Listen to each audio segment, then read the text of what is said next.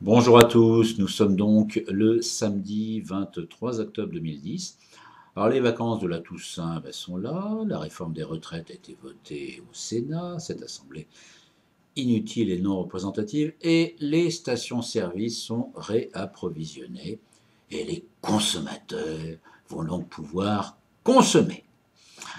On n'attend plus qu'une chose pour changer notre quotidien, c'est le départ de Fillon et l'arrivée de Borloo comme Premier ministre. Il est temps qu'on passe d'un emploi fictif à un emploi bidon. La décision du roi n'est pas encore officielle, mais pourquoi Borloo, avec sa nouvelle coupe de cheveux, ferait la pub de Jean-Louis David si c'était pour continuer à faire de l'écologie en changeant les géraniums des ministères? Alors, c'est sûr que pour Sarkozy, le choix de Borloo est stratégique.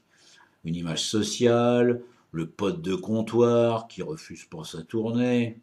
Entre parenthèses, il faut espérer que Borloo ne soit pas nommé le troisième jeudi de novembre.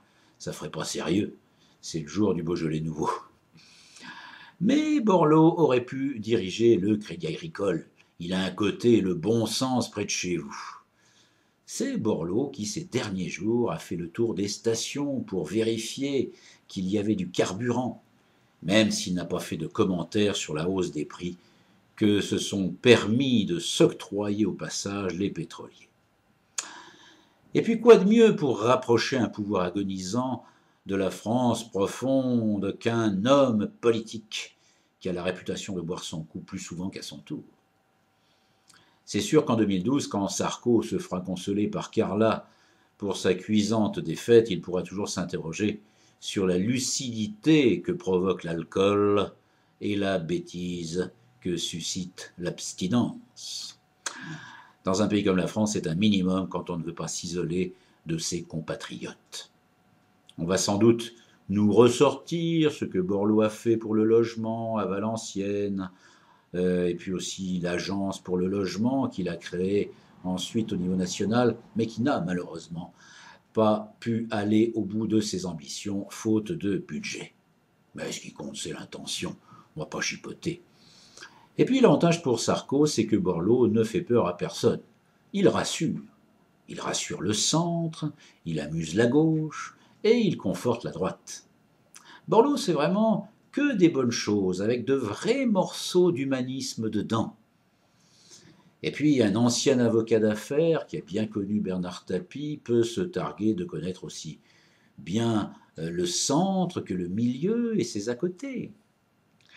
Alors, Jean-Louis, bon courage. Et puis, si tu as le temps de calculer tes trimestres, tu nous diras combien ça te fera comme retraite tous les mois.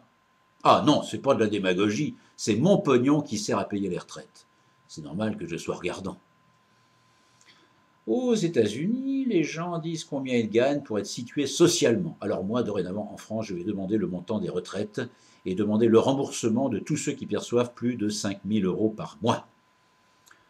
Alors, à tous les mecs bourrés qui pensent que Borloo va changer quelque chose à la France, je leur dirai de continuer à boire, mais surtout, et encore, bravo. Alors pour le reste, le DVD, le recueil de théâtre, tout ça, c'est sur humouretchanson.fr pour les obtenir. Pour aller jouer chez vous, vous faites signe aussi, vous laissez un message. C'est pas cher, je dis pas combien, mais on prend en fonction de ce que vous gagnez. Vous voyez, on peut pas mieux vous dire. Voilà, donc à très bientôt j'espère. Merci, bonsoir.